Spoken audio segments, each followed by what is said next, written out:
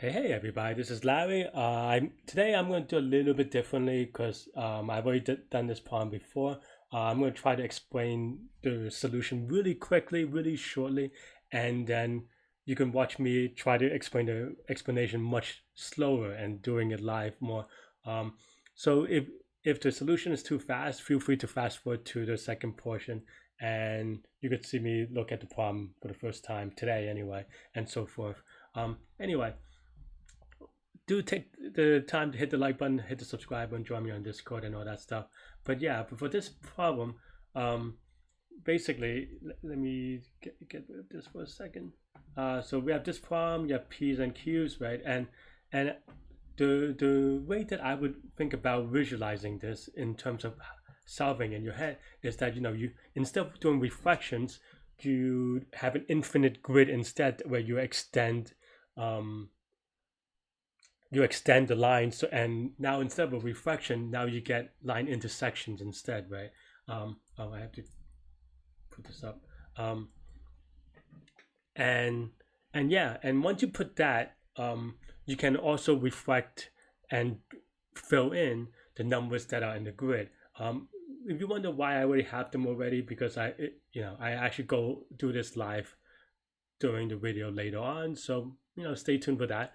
But basically, once you do that, once you do those two things where you fill in the numbers and the reflections, well, you know that um now there's no reflection anymore, and it's just intersection with the lattice points. And what I mean by lattice points is just the corners of this grid. You're trying to find the first intersection, right? And I also put X for a start on this visualization because but it turns out that it's impossible to get to X without hitting one of the 0, 1s, and 2 corners, right?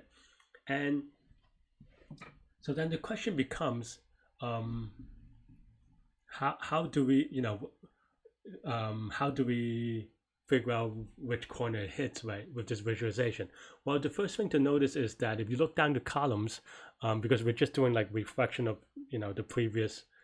And I say reflection, I mean in terms of grid, right? So like in the second column, you'll notice that it begins with 0, and then 1, and then 0, and then 1, and then so forth all the way infinity. But no, the key point is noting that there are only going to be zeros and ones in this column. In the second column, you're going to have X, which is the starting point. That's why I call it X. You have X2, X2, X2, and so forth, right, all the way to infinity. And then you have the third column, which is also going to be 0, 1, and so forth, right? And similarly, if you look at just the rows going from left to right, you can see 2, 1, 2, 1. And then on the second row, you can see X0, X0, X0, and so forth. So then the thing that I reduce this problem to is now, you could think about it as, well, how many intersections with the lines are there, right? Is it on the even row, or is it on a even column, or so forth? And that's the way that I think about it. And in terms of the number of total intersections between before it hits, it's going to be the LCM between the two numbers, right? Because the short hand wavy a little bit, I explain it a little bit better later, or in detail later. But basically, the LCM gives you the first place in which the P's and the Q's hit together, and it also will give you the minimum P and the Q to get to that LCM, which solves the problem because the new P's and the new Q's in that sense, right, will give you the number of intersections, which is the same as the row number and the column number. Okay. Feel free to pause or re-listen to what I said, because I know I go really fast sometimes. But make sure you understand that part, and then we'll go over the code. And then now, I'll give you a couple of seconds to kind of do that. And then after that, I'll go over the code as to why this is true, right? So now LCM is you go to the corner, the first corner which it hits, right? Oh yeah, first we check the 0 cases, because then you just have horizontal or vertical lines, and then LCM will give us the corner of which it hits, and then now we just check to see is it in a even column? If so, or sorry, if it's is it in an even row? If it's on an even row, then give it 0. If it's on a even column, give it 2. You can also rewrite these if statements in different ways. I try to make it clear, but the LCM over P should give you the row number, and LCM over Q gives you the column number. I hope I said that right. And anything that doesn't hit those two, then it's going to be 1, because that means that they're relatively prime with each other. And also that it's going to be on the odd column and odd row, right? So those are the only cases. I'm going to give you back to Larry solving it live. So yeah, let me know what you think though. And let me know what you think about this format, and I will see y'all, later. Hey everybody, this is Larry. This is day 17 of the Leetcode Daily Challenge. Hit the like button, hit the subscribe button, join me on Discord. Let me know what you think about today's problem. Mirror image or mirror reflection. Okay. So I think I've seen this problem before on Leetcode. So I do remember the trick, to be honest, but I think I'll have a link below so you can watch me solve it live for the first time. So I think I'm going to focus this one on explaining as much as I can. That said, I don't remember all the details, so I could be a little bit off, but I'm going to just talk about the math about how this works for a second, and I'm going to do that by pulling up Microsoft Paint. So give me a second. Okay.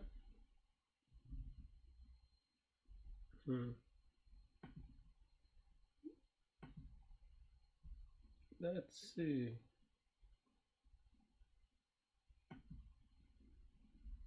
Okay. Right. So basically, you have a room, and there's some line that goes from left to right, and you have to figure out basically. Let me read the problem for a second. You have to basically choose where it meets 0, 1, or 2, right? So there's 0 here, right? Which one is okay? 1 and 2. And that is a terrible 2. Okay, right? And now you have some P and Q, right? And now try to figure out which of the lines, which one it goes to, right? Well, so for me, I think I would just break it down to case analysis. And the tricky thing is noticing that the P and the Q's, let's see, it means something, right? So how do you get to you can break it down by case analysis. How do you get to the 1, right? Well, 1 is if it goes directly, right? So that's 1. So if P is equal to Q, then it goes to 1, or if it goes to 2, so an odd number of times, right? So if there's an odd number of bounces, it'll go to 1. And for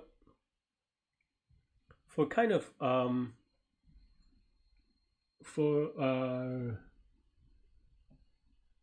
you can kind of think about this problem in a way such that it doesn't do that many bounces. And what I mean by that is that for every reflection, you could think about it as an extension into the box, right? So that would simplify things a little bit more. For example, instead of having this image, now I have to figure out how to redraw it. Like you can think about this as, instead of do,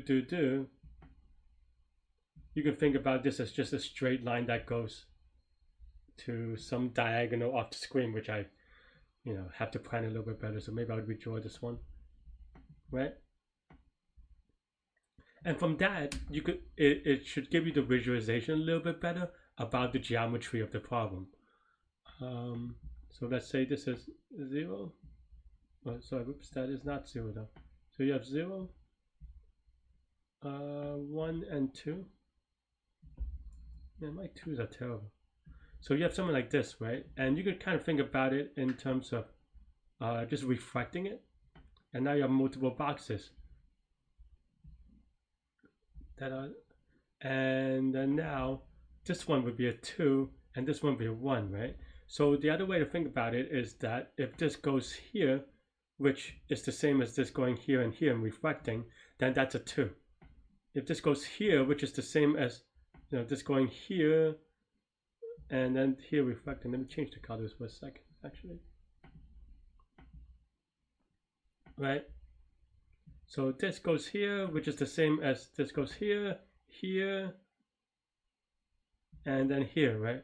So by that, so basically this visualization is how you get to a easier way of figuring how to figure out from the P's and the Q's. And and also, like, in the same way, you can also draw this box upwards, right? Oops. So that, you know, you take advantage of the reflection there as well.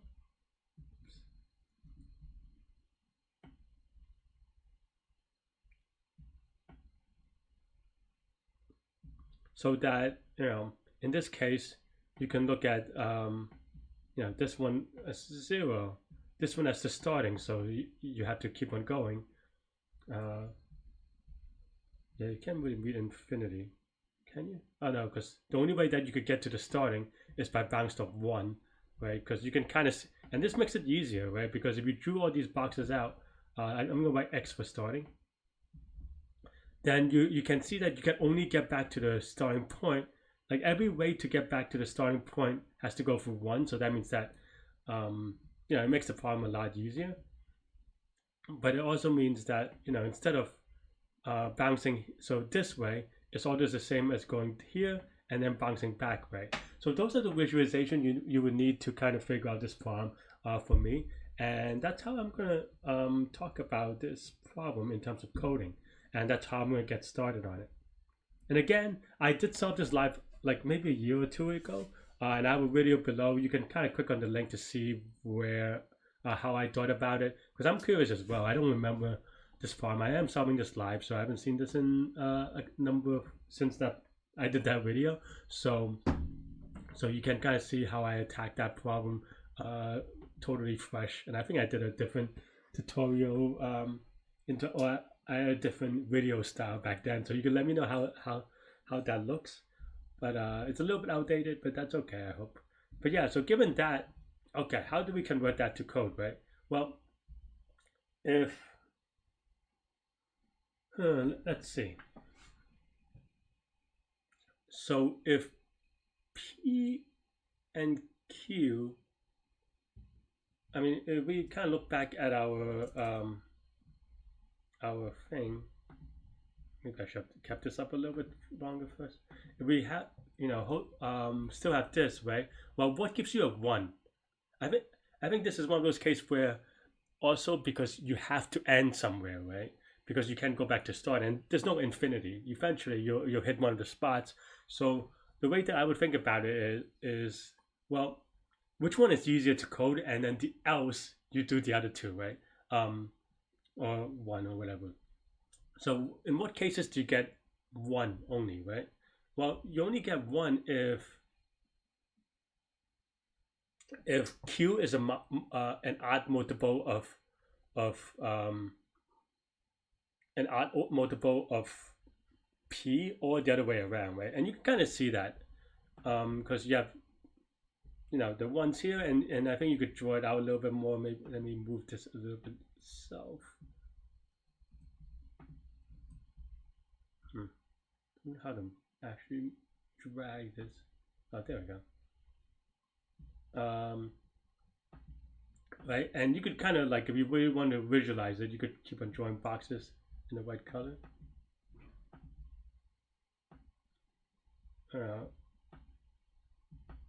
So that one's a 1.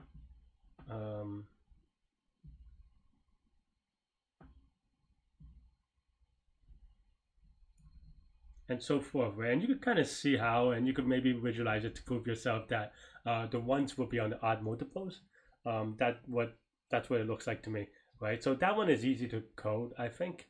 And then now you have to figure out which one will happen first, the 0 or the 2. And if it's not an odd multiple, then it's an even multiple. And then just have to figure out which one is bigger. I think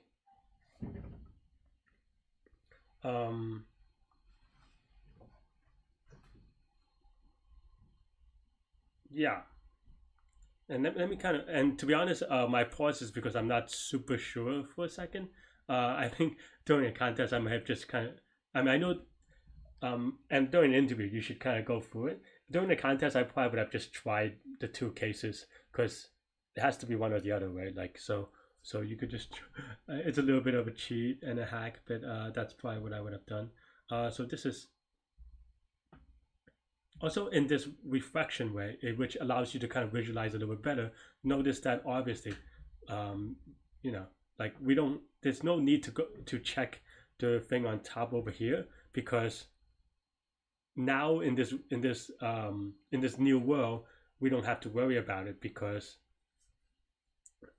they're all straight lines instead of doing that, right? So then that means that in that case, if you look at this thing, if you draw this box all the way out because we're all reflection on the first column, all these are going to be zeros, right? If you look at this column or like this, look at this column here, all these are going to be zeros and ones, right? So there's no right? So there's no twos in here because that's not how the reflection works. And also, if you look at here, this is also going to be just twos. And oh yeah, and these are and twos and x's, right? Which as we said, are all ones.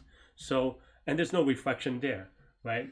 Or because there's no way to get zeros into the second row, right? So then from that, I think we can. That should be enough for us to tell that given a P and a Q, we could figure it out. I hope. Yeah, let me jump to code now. Let me know if you have any more questions. The hardest part about this problem is obviously the visualization, and once you have the visualization tricks, then it becomes much easier, right? So let's do let's do the odd multiple thing, right? So if okay, so equals 0 and p, this is odd, then we return 1 and then the inverse case. Actually we could even I was gonna say we could simplify by swapping the smaller one, but maybe that messes up the 0 and the 2 case, so maybe not. And also return return 1 out, right? And then now I'm just looking at the visualization again. Whoops. There. Sorry, friends. But I mean, you didn't miss much. It's just I just typed this up. But now let me take a look at the image. Yeah. So now, yeah, we cannot swap the P and the Qs because that means that we kind of if you look at this, because then that means that you swap the you like do a mirror on the x equals to y axis, and that would obviously change the answer, so we cannot do that. And now, so if p mod q's is equal to 0 and is that good enough? I'm just looking at the image just to make sure I get which one is P, which one is Q, to be honest, because I think that one. So if P mod Q, so P is the bigger one. Do they always have to be multiple?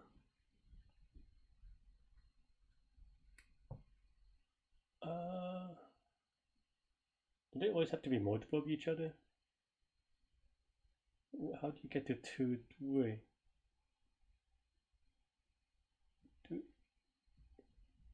2, yeah, 2, 3 is a 2, for example, right? So that's definitely not always true.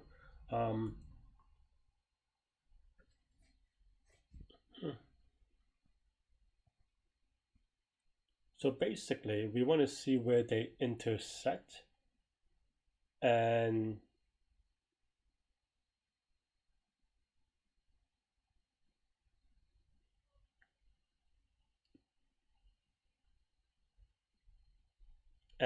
basically, okay. So I have a couple of cases. I think I'm trying to get ahead of myself by trying to reducing it too much. But okay. So if P is smaller than Q, yeah. Which was I've been okay. So if P is smaller than if P is smaller than Q, then you have the upward thing, and then if that's the case,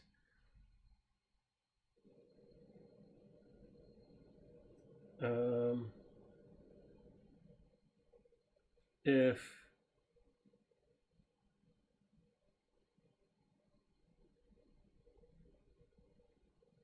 I just want to make sure that I'm right. That's why I'm taking my time in saying it. I don't want to mislead in any way. But yeah, so as we said, everything to x2.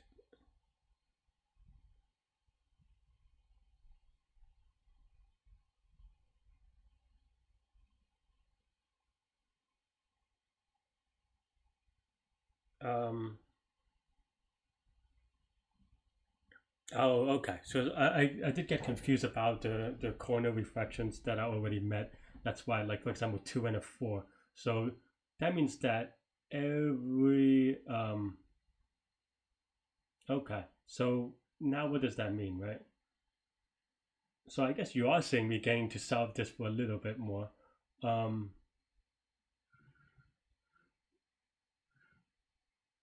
Because now you want to see where they intersect, and they intersect on the, and we kind of have the visualization here, right? So I'm just looking at this is what I'm doing. I think so. I know what I want to do, which is to talk about this odd column and even column thing, and then now I'm trying to represent it mathematically / in code so that so that we could answer the question, right? So what does it mean for it to be on the odd columns or every other column to be 0?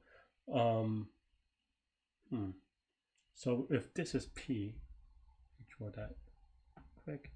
If this is P and this is Q, right? What does that mean? Well, and Q, it's not the entire length of the thing, so that's why I have to make sure that I get the thing right. Because this Q will be multiplied by I have to represent this in a slicker way so that okay, so we have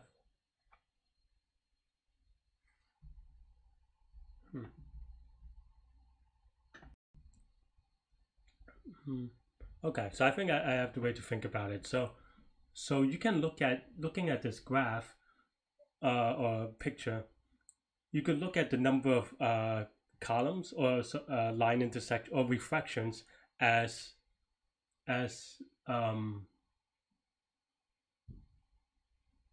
you could look at it as you flip the Q and the P, right? To kind of get the corner that you're getting at, and then you could just use the least common multiple to get the idea around how many reflections on that edge, right? So if there even number of reflections on the yeah. If there are even numbers of reflections on the on the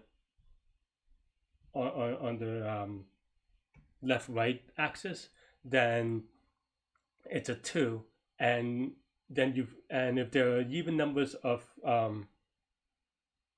otherwise it's a zero, and that's pretty much all you have to do, I think. Yeah, so that's what I'm going to do.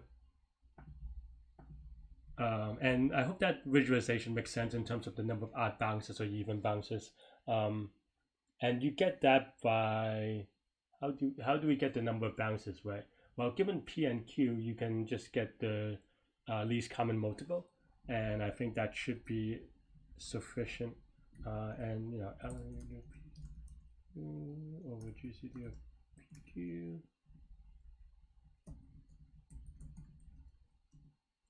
And then now if this same thing, I suppose, and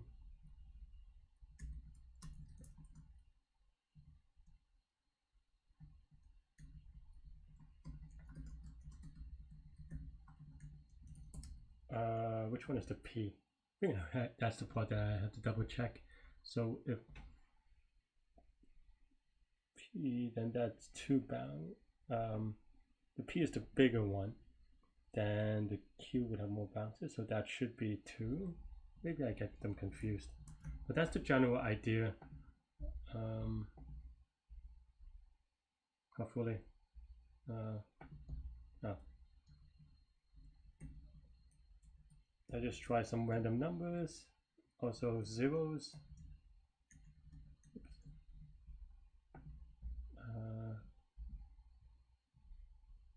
Okay.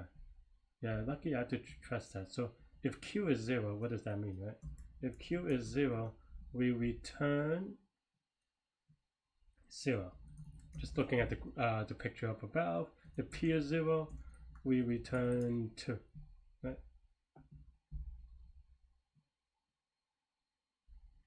Okay. Oh, well, one is also we have to get some odd numbers in there or whatever.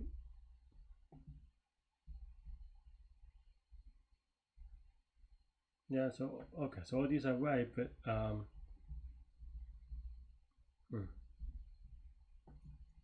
maybe this one's wrong.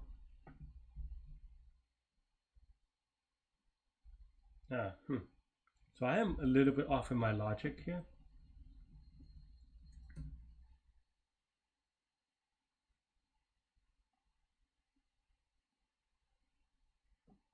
This is a tricky one.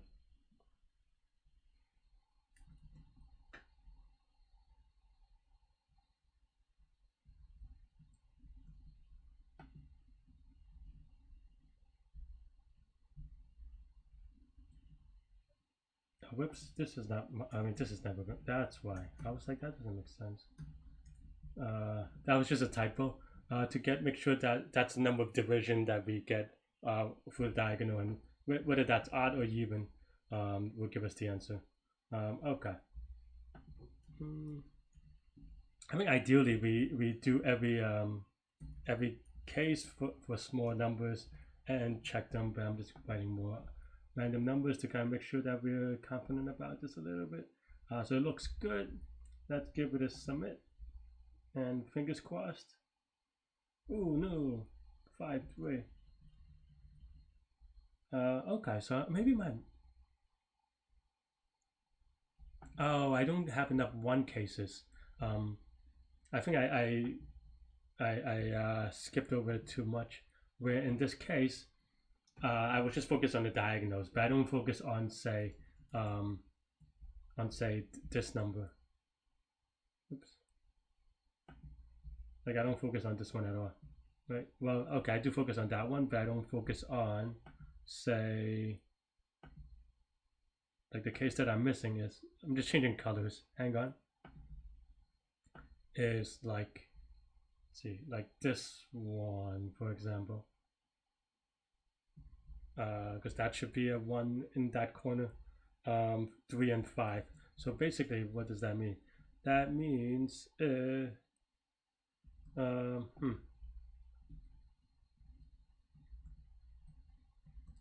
so okay, I think another way to do this is more like if and this is always going to be 0. I don't know why I put that because that's the definition of LCM.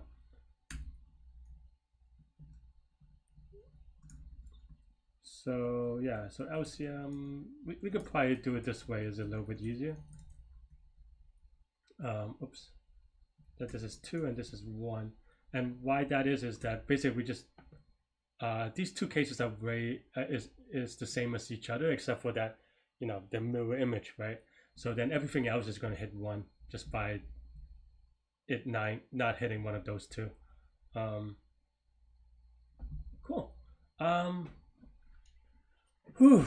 I mean, I even though I had the vague idea of using the visualization. Oh, do I have the thing still up? Sorry about that. Hang on. I mean, I only but yeah, but the way that I would think about this in terms of this code, even though it's so short and barely understandable, is that this LCM gives us the corner of where they intersect, right? Because the least multiple common multiple is where, you know, given the p's and the q's, essentially they bounce around and intersect. And then now we kind of talk about it, which is that if the number what I call the p bounces, which is the bounces on the horizontal one, or maybe the vertical one, and then the number of bounces on going upwards, right? Vertical. If they're both odd, then it's going to be 1, which is this case. And if the number of bounces on on